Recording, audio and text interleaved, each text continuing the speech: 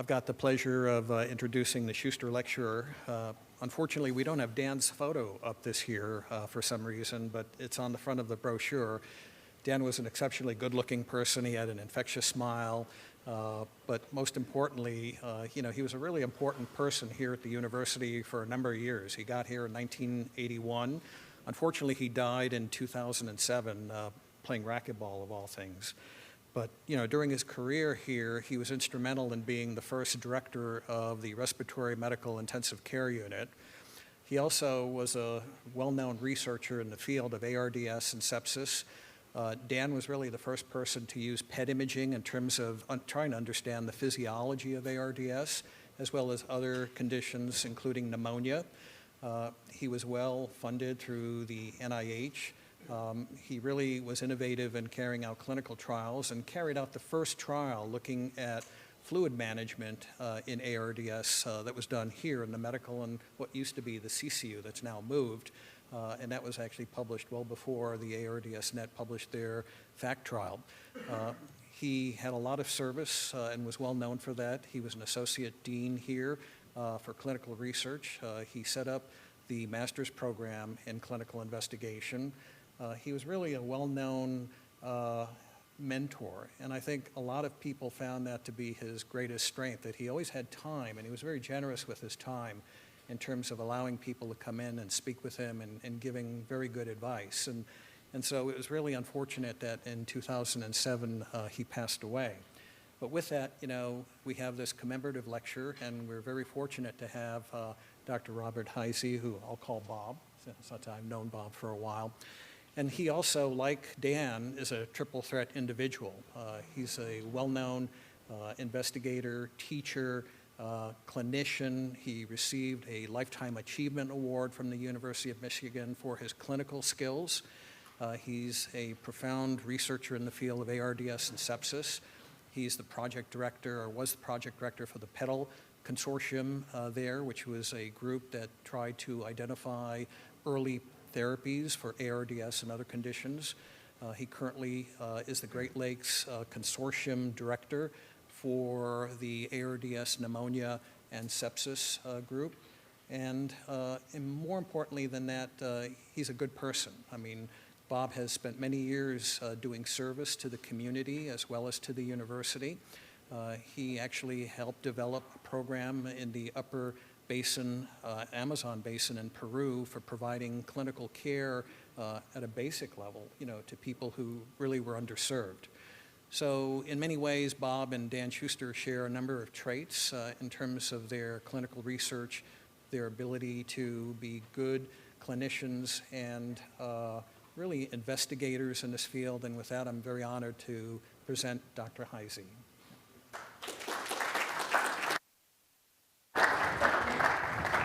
Thank you, Mayor, and thank you for the very kind introduction. It's a privilege and honor to be here, especially to give this lecture in honor of Dr. Schuster.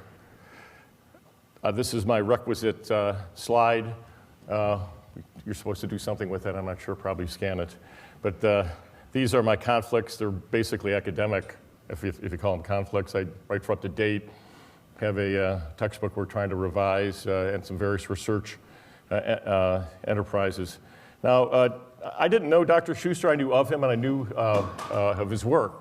As a lifelong student of ARDS, I certainly came across his work, and with the honor of presenting this memorial lecture, I went back into the files and dug out at least one thing I'd like to share with you about ARDS, his definitive diagnosis of ARDS, and this kind of will serve as the lodestar of my lecture today, and we'll come back to it. Talks about diffuse bilateral, non-focally distributed alveolar edema with increased permeability, vascular permeability, and DAD, diffuse alveolar damage. And that really is where the rubber's going to meet the road in my lecture today. This is what DAD looks like under the microscope: hyaline membranes, exuberant PMN infiltration. This is not pneumonia. This is something different. This is lung injury. And actually, Dan wrote this in '95, and with the concerns about the diagnostic criteria. I'm going to walk through the ARDS criteria through the years and to get to where we are now. Now, first, a little bit of my, I was hoping to lure you in Nosology has got to do with classification of disease, not your nose. And I've already taken poetic license because ARDS is not a disease, it's a syndrome. And what's a syndrome? It's just a collection of things that kind of go together.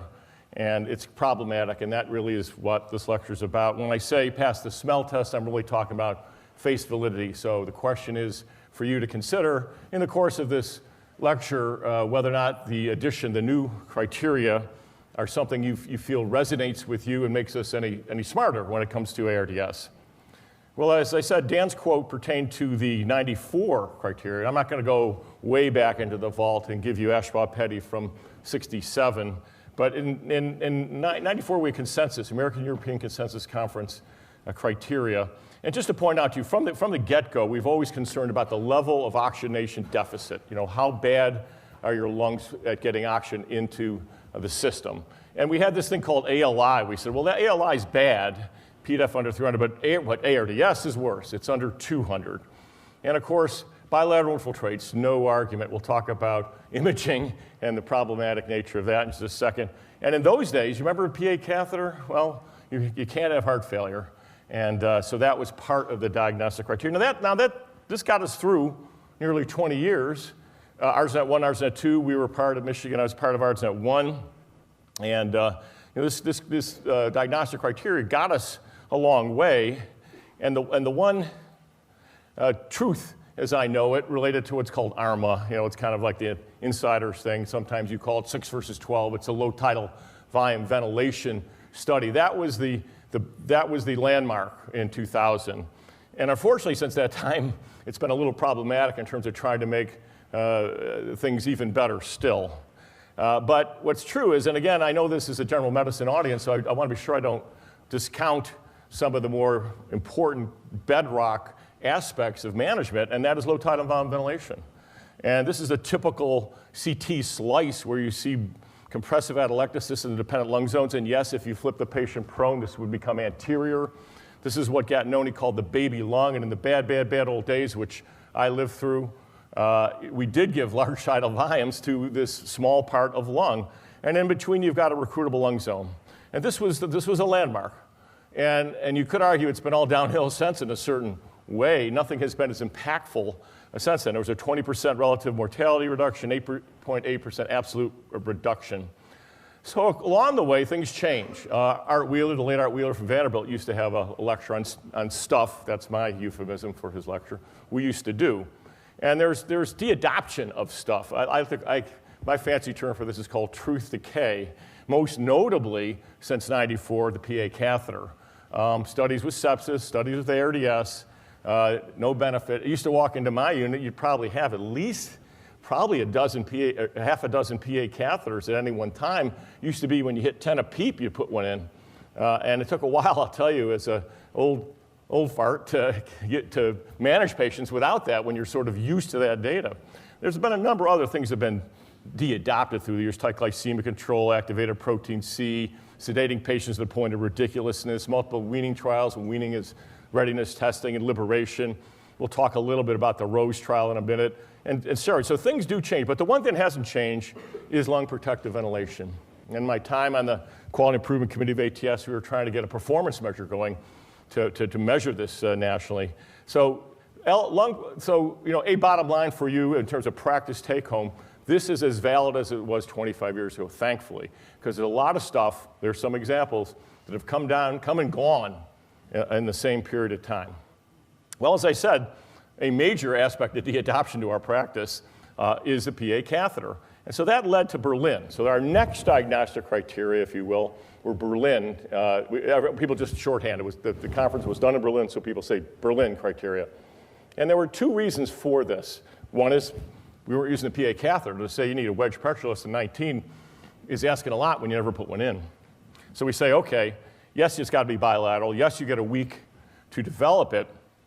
But we're saying, well, it's not. How do you know it's not heart failure? Because I said so.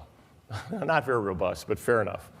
And then the other thing about it was oxygenation criteria. Excuse me. Now we've got mild, moderate. We got completely rid of this ALI, and we call it mild ARDS. And we have a fudge factor for positive pressure, recognizing that a little bit of CPAP or PEEP will improve gas exchange. That's why we do it. And so we have mild, moderate, severe based on the P-def ratio, blood gas, you need a blood gas for P-def ratio, with a fudge factor for positive pressure. Oh, and by the way, look what I have highlighted here for you. Generally speaking, we're talking about invasive mechanical ventilation, but Berlin included non-invasive ventilation. We were using it a lot in those days. It kind of evolved out of acute and chronic hypercapnic COPD exacerbations, but we were using a lot. So Berlin said, yes, you could be ventilated non-invasively. And that got us through another 10 or so years. This was the pedal network. I was privileged to be part of that. There's the sites. And one of the funny things, just as an aside, is just as we were forming, Berlin came out, and the first decision we had to make was whether to change our name, because it was a prevention and early treatment of acute lung injury. Acute lung injury didn't exist anymore. I personally advocated for petard, but it didn't go very far. But we kept the name pedal, and we did a bunch of studies, and then COVID came. And COVID was obviously impressive. I mean, you all remember COVID. It seems miraculous now when you go back to those days how our lives were different. But we did some primary ARDS studies like ROSE, which was neuromuscular blockade, which pretty much was a negative trial that went against the French Accurasis trial. We did some other studies like vitamin D, and we did acetaminophen, and we did vitamin C. But then COVID came, and COVID really dominated our world, didn't it? And one of the things we saw in COVID, certainly I'm sure you had the same thing, is that capacity strain was unbelievable. And we had floors and floors of patients on heated high flow with COVID and bilateral infiltrates who were pretty hypoxemic, happy hypoxia, whatever. And clearly, somewhere between 2012, Berlin, and COVID, we started using what I guess in the pediatric world they'd used for some time, heated high flow. And heated high flow may well be changing the epidemiology of ARDS. I don't know. Post-COVID, I'm not seeing as much as I did. And one of my colleagues, Mike Schoeding, who's our kind of machine learning guy, I've been trying to entice him to try to epidemiologically see if something's up. But the disappointment, though, as I'm a trialist, that's a word I didn't grow up with, is that most trials in critical care are negative. And this is kind of catching up with us a little bit, leading to our observational consortium that Maren mentioned. This actually was a forest plot when Proseva came out, the PRONE trial. You can see a whopping, can you see my arrow? A whopping treatment effect up here, and ARM is down below, but most trials in critical care are negative. Now, this is 2014. You say, well, what about since then? Well, since then, mostly negative trials. We've got the ROSE trial I mentioned, ART, which was a recruitment of the lung issue, which had high mortality. Danny Talmore with the transpulmonary pressure, esophageal balloon, the LIVE trial I mentioned later. Eolia, ECMO, which I'm fond of saying was the most positive negative trial ever. I mean, it was stopped for actually futility, but if you do some fancy footwork, you want to be a Bayesian, what have you, probably a positive trial. The only one really is positive is steroids. And if you think about it, and I'm going to come back to this, hold this thought, steroids for ARDS, steroids for communicable pneumonia, steroids for sepsis, a little bit of overlap there. So the point is that nothing but negative trials, and we've got a problem here when it comes to ARDS. Well, fast forward to 2023, and the new global definition is not chucking Berlin out the window. It is a refinement or an amplification of it. You still see mild to moderate and severe ARDS based on the same criteria with the fudge factor of P, but you see a couple of other things that reflect evolution of care, specifically heated high flow. We had a whole lot of people, as I said, on heated high flow that did not require invasive mechanical ventilation. Kilgalli modification. You know, in resource-poor environments, blood gas machines are harder to come by, and to use the SF, the saturation to FiO2 ratio, can help get around that issue. And then finally, ultrasound. You POCUS fans, and I'm sure you're out there, think that you're going to diagnose ARDS and recruitment and all that fancy stuff. I won't go into it, but let me just say that my assessment of it is about a 20% overcall of ARDS with ultrasound. So here's what it is. Those things have been added. And let's look at the fine print here a little bit. Because yes, now we do have saturation. We're talking about a SF ratio less than 315 with a SAT less than 97. And you can be on heated high flow provided you're getting at least 30 liters a minute. Now, I don't know about your heated high flow, but to me that's a starter dose. Now, what do we know about heated high flow? That you do get a CPAP effect. Beautiful, right? And the higher the liter flow, the more of that. I've seen that variously estimated, 0.8 centimeters per 10 liters, up to 1.2, whatever. You're going to get some CPAP. So the idea here is that heated high flow does give you CPAP, just like this whole fudge factor for P-to-F ratio. And so let's include it, right? We had these COVID patients. What do you think they had? Now, you could argue back in those days, you might remember some people were publishing on COVID, everything's different, everything you know is wrong, including a paper in England Journal that said that the DAD of COVID was somehow unique. And our world-class pathologist, Jeff Myers, who just recently retired, published a study, said that's compared to what? Well, looking at regular, it's DAD. COVID ARDS is DAD.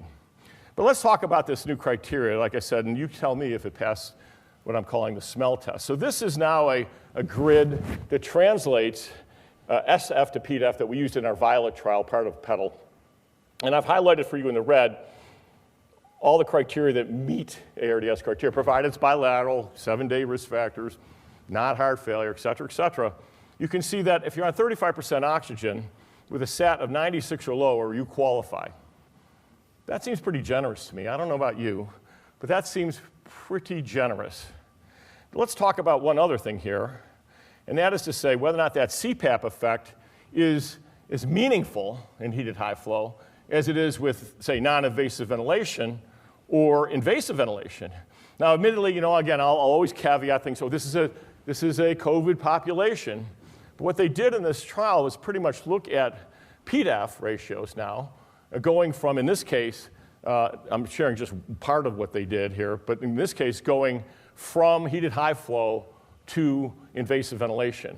And the P-to-F ratio went up a median of 127.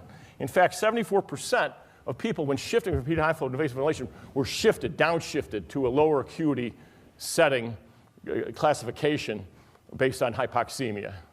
So to me, you know, just having bilateral infiltrates and a little bit of hypoxemia is pretty generous, and to start calling that ARDS.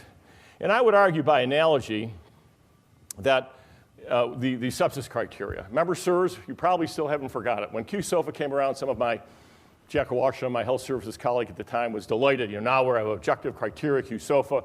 Well, QSOFA, if you only diagnose sepsis by QSOFA, you're probably hurting some people because it's more specific but less sensitive. Well, I would argue Berlin has gone to global definition, has gone the same way. I'm not saying the Berlin specificity was wonderful. I'm going to share a lot of literature about that with you in just a second. But we've taken something and improved, I guess, sensitivity, but our specificity has really been impaired. And if you're talking, and I got, you know, this is the Schuster lecture, I got Dan Schuster in my head saying DAD, DAD, DAD. Do we think that these less acute patients have DAD? Well, I'll tell you what we do know, because we don't, you know, the problem, as Dan pointed out in that quote, is that tissue's hard to come by, right? I mean, we basically, in terms of tissue, only have open lung biopsies on people who aren't responding and autopsies, which is obviously a clear selection bias, but be that as it may, I'll share that with you. So let's go back to first principles now. Let's talk more about the heterogeneity of ARDS. Well, ARDS, oh my gosh, we've got all these risk factors, right? And one of the things Schuster pointed out in literature, which I would challenge you on, I talk about DAD's hard to come by. You know, some of these rare causes like a fat emboli or TRALI, transfusion associated, does that give you DAD? I don't know, man. I don't get a biopsy. They get better. I assume it does. It's not heart failure. But you got your big four here for direct lung injury, pneumonia aspiration, indirect injury, sepsis, and severe trauma. But wait a second. Let me even modify that further, because I'm going to make a case that we've kind of gotten a little narrow-minded in our approach to ARDS. For one thing, even though the original description, 67, of ARDS had 2/3 trauma patients, we tend to discount trauma ARDS. Now, hopefully no trauma surgeons here are going to diss me, but the question there is, it's a more benign form, a better prognosis, excuse me, and may not even have what's called an attributable mortality. If you die, it's from the trauma, not from the ARDS. So I'm going to discount that a little bit. Now, aspiration, we always talk about aspiration, but the number of patients who really truly aspirate are fewer. So really you're talking about the big two, pneumonia and sepsis, and more on that in just a minute. What's also true is that even if you develop a risk factor, the chances of ARDS happening aren't that great. This is Okigajik, Mayo Clinic, the LIP score. and you get points.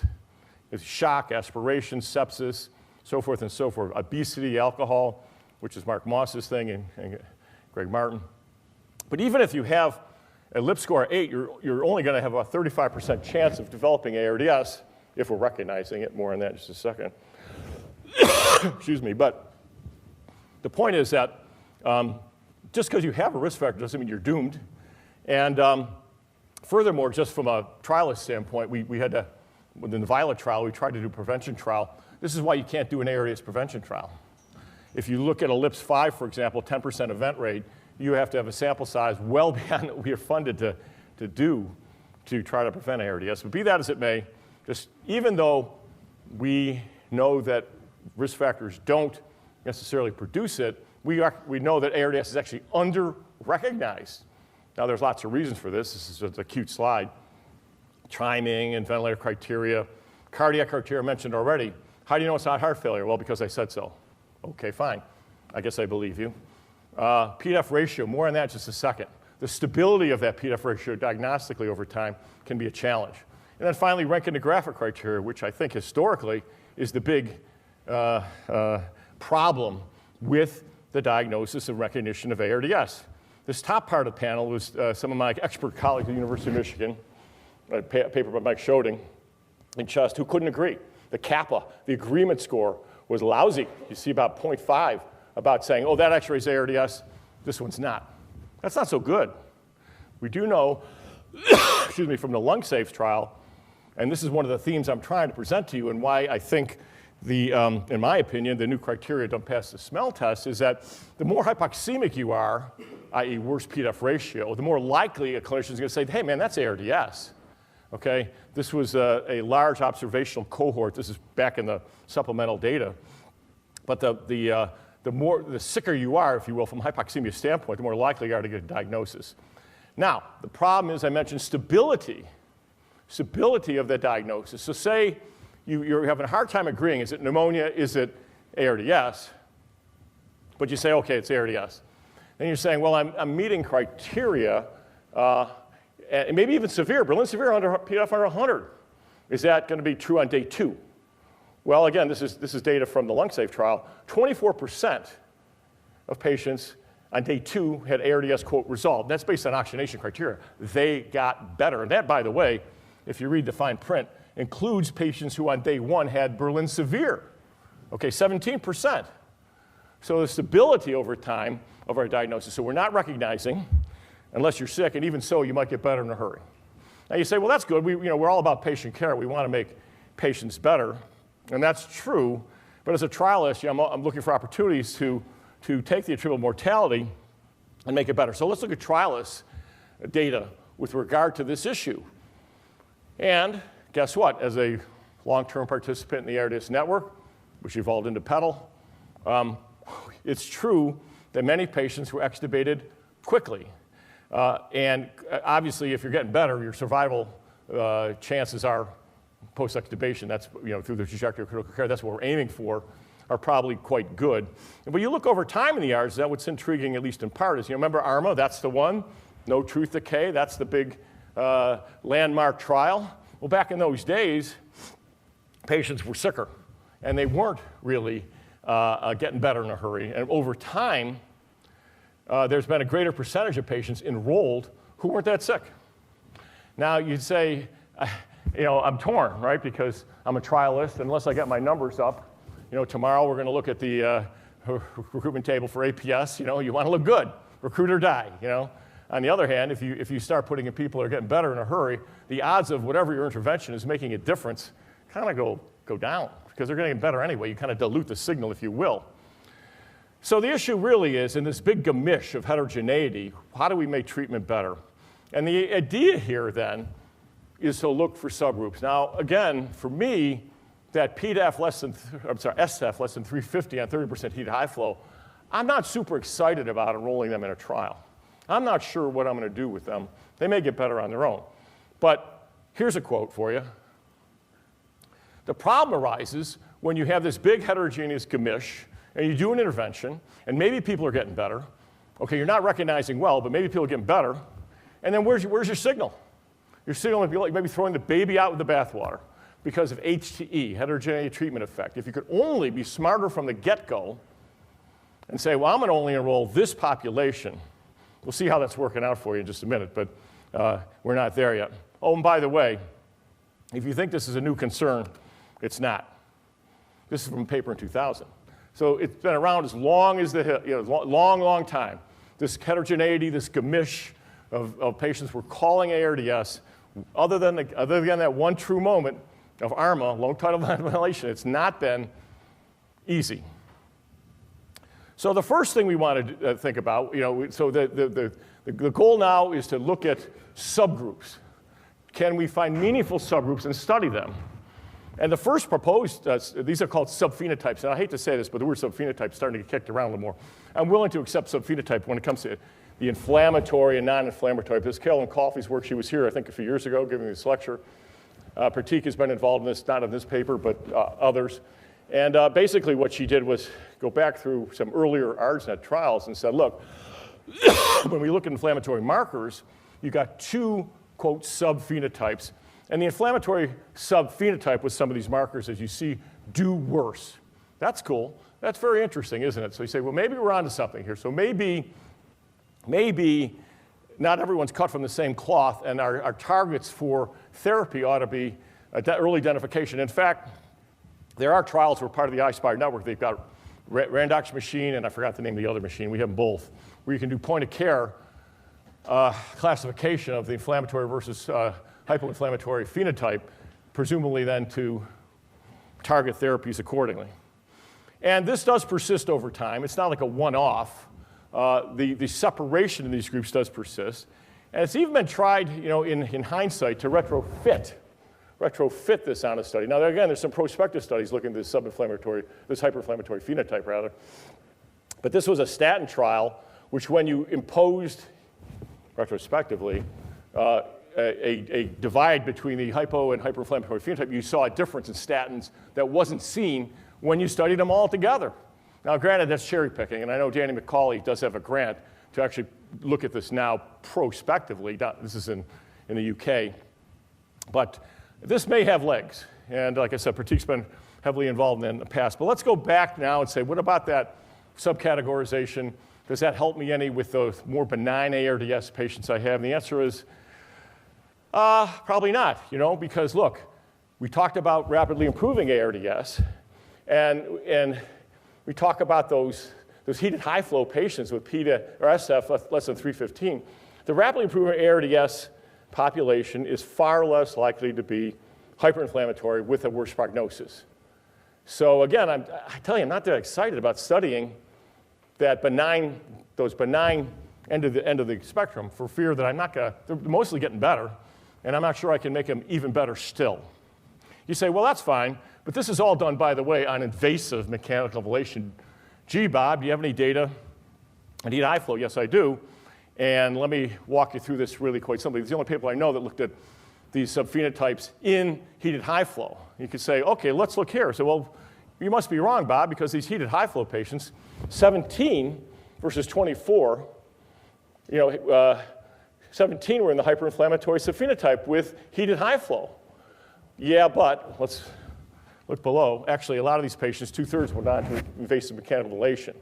So in other words, if you get a risk factor and you get about a week to be diagnosed with Berlin with non-invasive or invasive ventilation, these guys would count. So this is not a pure, these are the data as it relates to hyper versus hypoinflammatory phenotype in the heated high flow population. But this is just a start. And I would tend to discount this based on the fact that a lot of them end up on the vent anyway, the hyperinflammatories. So who is going to get persistent ARDS? Patients with shock and pneumonia. And hold that thought, because I'm going to come back to that in just a second, what I like to call enrollment drift. Persistent ARDS, the panel to the right, being beyond 24 hours, is worse. A Berlin severe on day 2 that doesn't get better, who's persistent, has got a much more significant mortality, survival probability about 40% compared to the more milder forms. You say, well, that's where we want to target our therapeutic interventions, right? Because it's also true, and again, This is the DAD. We're going to come back to diffuse cellular damage. The data on DAD, though, isn't complete. You don't biopsy people when they're getting better, okay? But the limited data we have suggests this, that even when you do get a biopsy or an autopsy, the odds of seeing diffuse cellular damage aren't that great. Even if you have persistent beyond 72 hours, even if you're Berlin severe, you're talking only 69%. Okay, that's not that great. But what's the confound here? The confound's pneumonia. The other people just have pneumonia. Now look, if your lung is chock full of pus from pneumococcus or what have you, I'm not sure necessarily PEEP's going to turn that into oxygenating lung. It may not be recruitable. But that's the main confound here. Okay, we are now, I'm all about that quote from Dr. Schuster. This should be DAD, but even under the best of circumstances, we don't see it as often as we like. That's a problem. And if we reclassify based on oxygenation alone, so you persist, you're hypoxemic, if you say, okay, let's just study the PDAFs less than 150. In Rose, we did this with a PDAF less than 150 and a PEEP at 8. That sounds like you're enriching for hypoxemia, but hypoxemia is not enough. I just share that with you because even in the best of circumstances, you're not always finding the DAD that you're targeting with whatever your therapeutic intervention is. So, in fact, when you retrospectively look at PDAF alone, you don't see mortality differences. When you retrofit this on some earlier studies, like Alta, Eden, and Sales, part of ARDS 2, you don't see the difference. So, full disclosure, hypoxemia alone may not be enough. And in fact, when you look at trials that have been done, trying to enrich for more hypoxemic patients, ostensibly thinking that those are the patients, at least if you believe the autopsy data, more likely to have the target lesion, i.e. DAD. These are mostly negative trials with the except of the PRONE trial, PROSEVA. So enrichment by PDAF may be insufficient.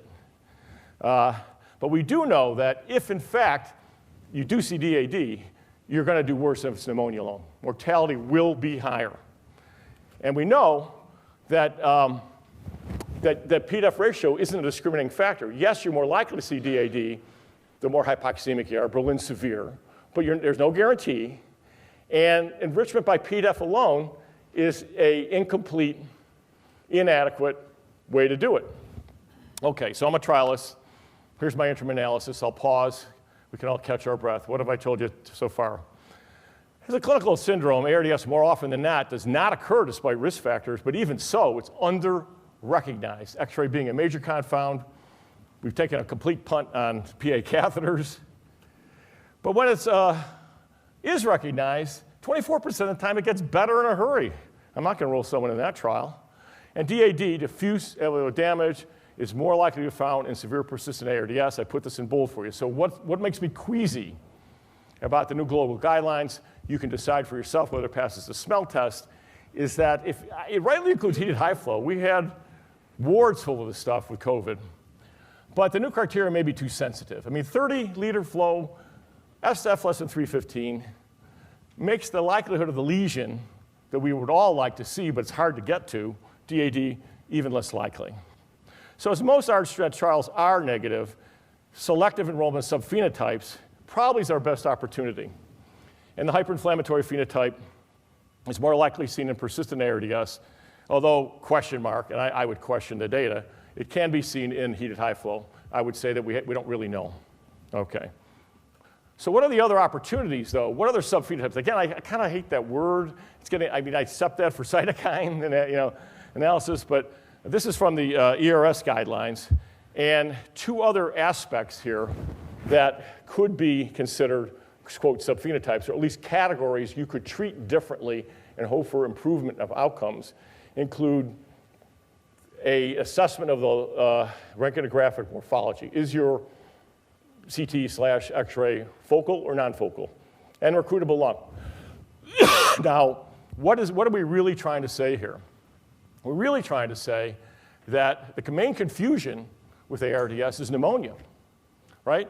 Pneumonia more likely to be focal. You can give that PEEP, and are you going to do any good? Or versus DAD. So we're really trying to tease out with these, quote, subphenotypes, the pneumonias from the hopefully DADs, understanding that we're not going to be getting the tissue. Now, why is that a concern? To me, it's a huge concern because of what I like to call enrollment drift. What's true now these days is when we study ARDS, we're studying severe community-acquired pneumonia. I've already showed you the confounds in terms of tissue. But look at the enrollment drift. Upper left-hand corner is ARMA. And a third of the patients roughly had pneumonia. A third. Now, excuse me, just an example. Let's look at that steroid trial. Now in every other trial, it's at least 50% cap. Okay, 50% for that. The ARC trial, 55%. The lung safe was observational, 59% cap. The Rose trial, our pedal study, 59% cap. I'm not saying exclusively community-acquired pneumonia, but clearly we already know it's a confound when it comes to tissue. Clearly we know it's a confound, I think, when it comes to trying to respond to recruitability. So I think that these subphenotypes relate to our ability, hopefully, to tease out what presumably might be, although we'll never get the tissue, diffuse cellular damage versus something that's not recruitable. So non-focal versus focal ARDS, based on imaging, does have some potential. There is more recruitability and less over-distension, recruitability below, distension above, with a non-focal lung morphology, diffuse, non-focal being diffuse. And in fact, x-rays are problematic, but at least in a more rigorous race, something called the rail score might have at least a better kappa than kind of randomly approaching a chest x-ray, which is what was done in my institution. So maybe there's some opportunity there. Well, that hypothesis, at least so far, has been tested. There was a study called the LIVE trial, which said, okay, we're going to look at your x-ray and or CT and manage you differently. And if you are non-focal, we're going to crank up the PEEP and give you a lower tidal volume. And if you're focal, we're not going to do that because we think you're not going to benefit. And the problem is it didn't work. But the other problem was that they misclassified people. Remember, even though you say rail score, you may train people, you're still misclassifying people. And when they post hoc went back and reclassified, they started to see a difference. So I think my personal bias is that subphenotypes based on imaging are probably not the way to go. It's been around a long time. Gattinoni with his CAT scanner has shown recruitability varies. Interestingly, he thought pneumonia group, now again, it was a clinical diagnosis, there's no tissue, were actually more recruitable. But there's other ways one can approach this differential of recruitability, and that is driving pressure. What's driving pressure? It's plateau minus PEEP. Driving pressure itself is a surrogate for recruitability. What do I mean by that? Well, if you crank up the PEEP and the plateau goes down or stays the same, and the PO2 goes up, you're recruiting lung. And if you crank up the PEEP and it doesn't, and the driving pressure goes up and it's up more than 15, you're probably not getting anywhere. Now, show me the data. Well, sorry to say, I'm giving you post hoc data based on alveoli, the old ARDS trial, and which is above panels, the Express trial, which was the European high PEEP trial. And it turns out that delta, we call driving pressure delta P. So delta P sounds a little confusing. But the change in driving pressure with PEEP administration was better correlated with mortality than actual P-F ratio, which makes some sense, because as I said, P-F ratio is a pretty blunt instrument for trying to understand what's going on in lungs or recruitability. Remember? DAD.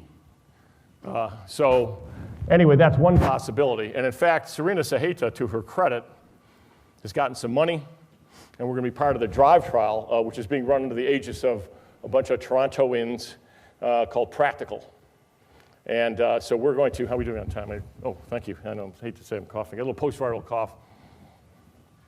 So we are going to hopefully get some information on that, and enrollment is beginning. Now, I know this is not a research talk, but permit me, Pratik, to show you about EIT. This is a research area of mine, and I think perhaps even better than driving pressure might be a way to find the sweet spot between recruitment and over-distension. This is called the over-distension collapse intercept. I won't go into this, but the point of the matter is you get some really fuzzy images when you do a de-recruitment trial with PEEP to try to find the sweet spot. And there's some limited observational data based on meta-analysis that suggests that it doesn't necessarily agree with the best driving pressure, and there might be an opportunity there. The last surrogate I'll give you for DAD is biomarkers. Now, Dr. Schuster was doing PET scans years ago, before we had some of these biomarkers. We do have some biomarkers. Now again, there's no substitute for tissue, okay? But we're not going to get it. That's the problem. He acknowledged that in 95. That's still true. So everything else we have without a gold standard is dancing around the issue. But if you look at S-RAGE, which would be something for epithelial injury and fluid clearance, if you look at angiopoietin 2, you're looking at endothelial dysfunction because there is actually dead space, as Pratik well knows, and ventilatory ratio elevations in the setting of ARDS, and SPD 2. And so some guys out of the Netherlands, who BOSS included, looked at this, combined the RAIL score, lung injury score, and they said, look, we think this might be an opportunity to differentiate the lung-injured patients. Again, what are you trying at? You're driving at hopefully teasing out that great confusional overlap between those that just have pneumonia that may not be good candidates for an intervention when you're targeting DAD and trying to make outcomes such as ventilator-free days or mortality better. Okay, so let's go back to first principles here and talk about where we've been with this. This is the new global definition. It's superimposed on Berlin, and it's been the subject, it's a straw man. By the way, I was talking to dinner last night. This is a pulmonary kind of talk. I know the general medicine. Grand rounds. I don't want to give the impression like we in pulmonary critical care don't know what we're doing. Although one might be easily left with that conclusion. People take this seriously, and in the group that decided, there were lumpers and splitters, okay, that duked it out to come up with new criteria, and the lumpers won. But subject to criticism. I mean, the good news is about coming up with something new. You can always publish as an epiphenomenon or something else. So here is I think Gordon Rubenfeld was involved in this, Art Slutsky as well, rethinking the new definition. What's the question? And these guys are saying, look, we're in trouble here. It's kind of a construct. We've gotten so broad. What are we really saying? Because the mechanisms are heterogeneous, and there's no gold standard. There's a gold standard DAD. You just can't get it. You just can't get there. And in fact, some people are ready to throw their hands up in the air and say, just forget ARDS. Let's just talk about acute hypoxemic respiratory failure. Okay? Let's just forget the whole thing and move on. I don't find that satisfying. I've been at this a long time. You're trying to make things better. I recognize the ambiguities. That's what I'm sharing with you regarding the heterogeneous aspects, and there are so many in DAD. But I do understand that things get so ambiguous, you kind of wonder what the point is. Now, this is going way back into the vault for Harry Nielsen's animated thing. It's available on YouTube called The Point. But the quote that I'm reminded when it comes to this new definition, a point in every direction is the same as having no point at all. If everyone with the SF less than 315 on 30 liters of high flows got ARDS, I don't think they got DAD. I think it's a problem. So what's my second interim analysis? Heterogeneity pertains to a lot of risk factors: inflammation, imaging, recruitability.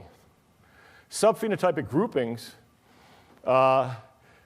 use a clinical diagnosis, and it'd be lovely if you could get tissue, but you're not going to have it. You can wish for it, but you're not going to get it.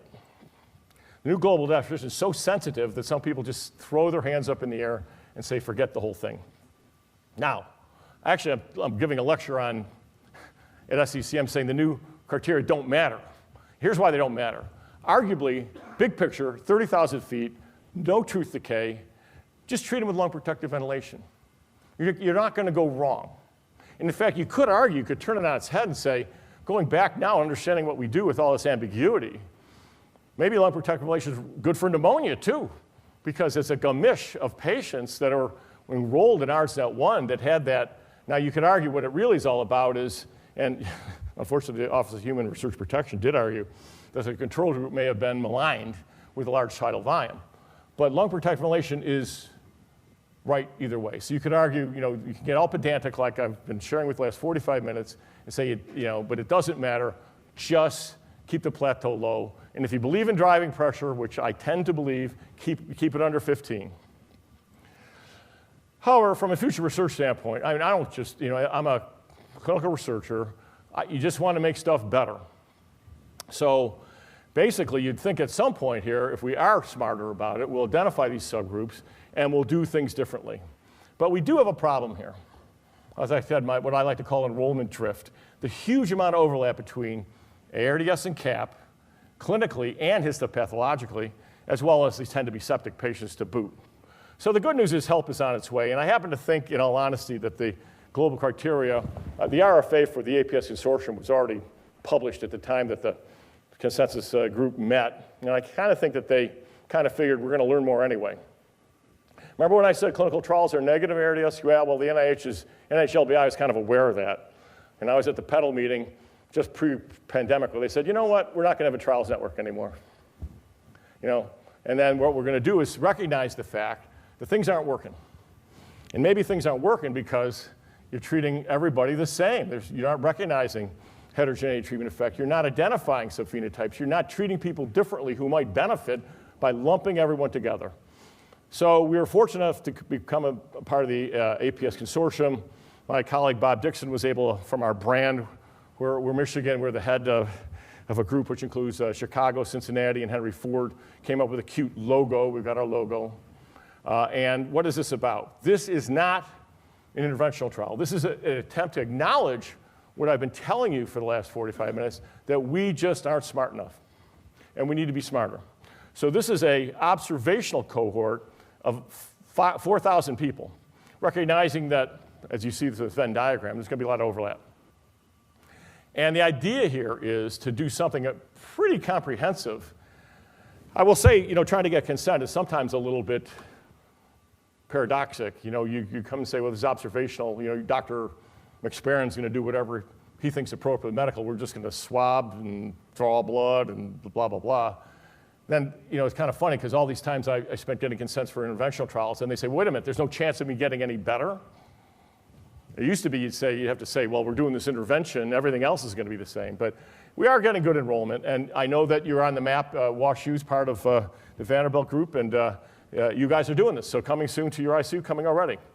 And it's a really, I don't have time to go into it in great detail, but each of the clinical centers has its own little project as well. Ours is microbiome. Bob Dixon's one of my colleagues who is a lung microbiome and just generic microbiome. Our colleagues at Eric Paymer at University of Chicago is a microbiome person. So that's our individual project that got us on the map here for this large project. But this is not exactly a honeypot of money, but it's going to be comprehensive. We're probably, I think, 300 patients in. You know, things are a little slow over Christmas, but we're hopeful we can learn a lot. And then even though we won't ever solve the DAD conundrum, but we'll be able at some point here to better define what we're doing so that the next round of trials will be informed by that and will hopefully have an impact. All right, so my last slide here for you. Does the current nosology pass the smell test? Well, I think if, I'd like to flatter myself to think if Dr. Schuster here, he'd approve. You know, I agree that ARDS should be DAD, but you know, tissue diagnosis is hard to come by, and even when you get one, you don't see DAD a lot of the time. And heterogeneity goes beyond histopathology. It's not just a question of pneumonia or some other things, sometimes ILD, sometimes even cancer, but mainly pneumonia versus DAD. So we've got inflammatory imaging and recruitment subphenotypes, and maybe one day we'll be smarter. The new global definition acknowledges important realities. You know, like I said, we had people with COVID that had severe persistent ARDS for multiple days. They weren't getting better in 24 hours. They were sitting on the ward. We're using that ROX index to try to see if they need to be intubated. So I'm on board for included heated high flow. I just worry that maybe our criteria are so lenient as to become meaningless. So we have such a broad definition. And some of, like I said, I'm not one of them, but thrown their hands up there and just said, let's just forget ARDS and just deal with AHRF. So help's on the way. You know, it's going to take time. The study runs until 2029. And so, but there's going to be a very rich source of material. So for example, that issue of inflammatory versus non-inflammatory in the heated high flow population, that was a small series I shared with you, contaminated by people go on the vent anyway. We're going to have that.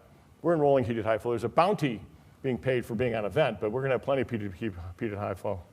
So that's what I have for you. I will be happy to answer any questions. This was our group, our APS consortium at our organizational meeting about 1.5 years ago in Bethesda. And it's certainly a privilege to be part of this undertaking with so many excellent investigators. This is my last slide for you. I'm supposed to share this for you. And again, you can scan that at your leisure and hopefully get credit for being here. Thank you.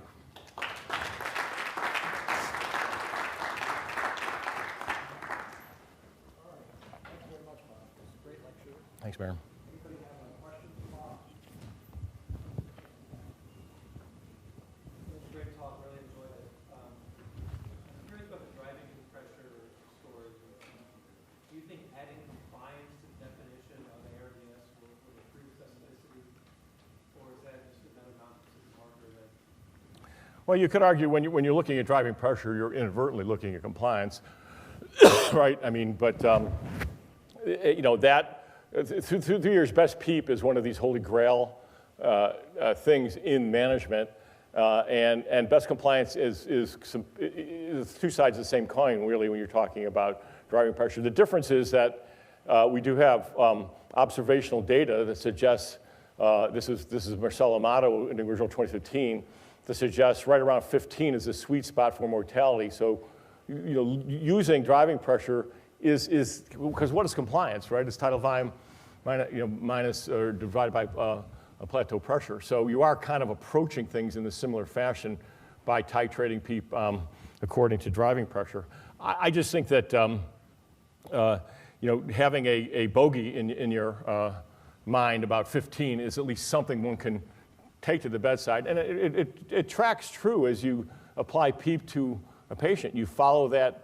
That delta, you know, plateau and PEEP along the way with recruitment. So, best compliance, you're kind of saying it's two sides of the same coin. There's been other things kicked through the years. The literature on, you can look at waveform stress index, it's called. I mean, there's really almost no literature on that. Frankly, at least as it goes down through our ARSNet, it's a PEEP table. You know, you've got a high PEEP table, low PEEP table, and at least until you have something better to show, like the DRIVE trial, using a standard low PEEP table as was used in ARMA. There's nothing wrong with that. I'm not here to say that that is wrong. There's a high PEEP table used in alveoli, or in the LOVES trial, which was a Canadian trial, nothing wrong with using that either. What I have found, we have found, using electrical impedance tomography is the overdistension collapse intercept. The trade-off between collapse and overdistension is somewhere between the high and low PEEP table and doesn't necessarily always agree with driving pressure. So this issue of compliance is wrapped up in the same variables with driving pressure. And you know, Serena at Hopkins, I'll give her a lot of credit. She, like me, went through 9 years of pedal trying to get her study done and never getting it done, and deserves a lot of credit for sticking with it. And the Canadians, via Practical, are interested, and she got some DOD money to run it. So, but you're kind of talking about the same thing here. You briefly mentioned steroids in ARDS, and you know, I know the new guidelines are recommending steroids from ATS. Do you think, because there's been a lot of trials, you know, the DEXA ARDS trial you mentioned recently was positive, do you think that's a reflection more on the fact that we're enrolling more and more patients with pneumonia in these trials? Yes, thank you for the question. I was told to repeat the question. The question is, what about steroids? And you know, I thought I could make it through an entire lecture without talking about corticosteroids, but I was wrong. And rightly so. It's an excellent question. And I will tell you, prior to Cape Cod, which was a study in CAP with community-acquired pneumonia, there was a signal out there, CRP, whatever. But I had always wondered that, you know. I mean, but the DEXA ARDS trial, which came out actually just pre-pandemic, so it kind of got a little bit lost, was a positive trial, and you know, dexamethasone for 20 milligrams. So, you know, the answer to your question is, I think maybe both, you know, but I don't doubt that, and we talk about overlap, I did have a slide, I got rid of it, I thought, look, You talk about enrolling sepsis patients with ARDS and community-acquired pneumonia, that Venn diagram, they all get steroids. And in fact, we're just going to have to deal with that in our APS consortium. It's a given. But I think you're right. I mean, before Cape Cod, that was always one of the questions I had. What are we treating with steroids when we think we're treating ARDS? Are we treating CAP? I was part of the Lazarus trial, which was the ARDS trial. It was in New England Journal 2006. And that was like a real Rorschach test for your priors, what you believe, because it had a significant ventilator-free day difference, but no mortality difference. And an early mortality difference was lost by virtue of people that were turned to the vent. And what we did in Lazarus was taper steroids rapidly when you came off the vent. And Maduri had argued, my Maduri sounds just like my Gattinoni, you got a patient with asthma, you get them off the vent, you don't stop their steroid. You go, maybe you're right. And so I always wondered that. But Dex ARDS was like a 400-patient trial. Lazarus, we had to repower it. It was like 180.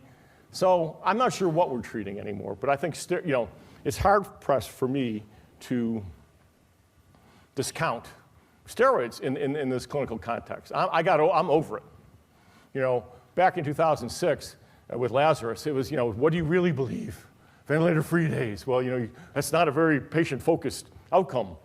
Well, it is if you're the patient, you're off the vent. But I think with the larger Dux ARDS trial, just get over it. I do have a little pet peeve about hypothesis generating about glycemic control, however, and this is Greg Vandenberg did some post hoc analysis of tight glycemic control in the medical ICU paper she had, and there's less. So the issue with Lazarus, did their lung injury recur because we tapered steroids too soon, or did they get neuromyopathy? Well, we didn't prospectively look at it. But what's true is that, in Greg Vandenberg's data, the patients with tight glycemic control had more ventilator-free days and less cumulative incidence of neuromyopathy. So you do wonder if maybe, if you're gonna have someone paralyzed on steroids for ARDS, then maybe you ought to not take a walk on glycemic control. And don't forget nice sugar. The control group in the nice sugar trial that got rid of truth decay, tight glycemic 80 to 110 glucose control, the control group was 142. So it bothers me that my unit suddenly we're giving people steroids, just seeing a bunch of 250s. No. So particularly if I have someone neuromuscular blockade on steroids, ARDS, big time stuff, I say let's give them the Hyzy protocol. Come on, work with me here. I don't want to see anything over 150 in that chart. So, I don't know until Cape Cod, which was I think a little more definitive, although you can argue there's this is a complex paper as all clinical trials are. I did wonder, maybe we're treating these patients with CAP, we just don't know what we're doing. But like I say, the message is it's a general medicine audience. We do know what we're doing, okay, you gotta trust me. But there's just ambiguity about a lot of these issues. But thank you for your question. Thank you for an amazing talk. I was on the fence about getting rid of ARDS until the new global definition came out, and now I'm definitely off the fence. I think it primarily serves to obfuscate the underlying disease and our cognitive thinking. If you had carte blanche to redefine ARDS, how would you do it? Wow, if I were the king, wow. Well, I think I would not be, the obvious starting answer, what would my definition be? It wouldn't be what we're doing with heated high flow and 30 liter flow. I think that's ridiculous. I don't think we're even close to that. I do think we have a ascertainment bias. In other words, the population now on heated high flow, is that the same one that had that unique episode called COVID, where no one had immunity and they were big time ill? So, I think I would be more restrictive. I think I would include heated high flow. I think my definition probably would include a 24-hour definition. Looking back on our Violet trial, what the heck were we thinking we could prevent ARDS? But all this stuff was emerging, this rapidly improving ARDS stuff. I would say ARDS is a day 2 diagnosis. How about that? That if you have persistent levels of hypoxemia that are significant, and again, I don't think it's heart failure, and it is bilateral, and it's not atelectasis, it's not a pleural effusion. I think I would say it's a day 2 diagnosis, because then you can weed out some of this other stuff. And I think for clinical trials, that's completely appropriate. I think it'd be nuts to do what we tried to do. We didn't know at the time about rapidly improving ARDS to try to jump all over people. Let's get them in the emergency. The whole idea of pedal was we had a bunch of ER guys. They want, well, let's, we're going to enroll these people in the ED. I think that's misguided because you're going to dilute out whatever you're trying to fix. Well, thank you very much again. Thanks, Mayor. Very nice talk. Good, appreciate that. Yeah. Let me just.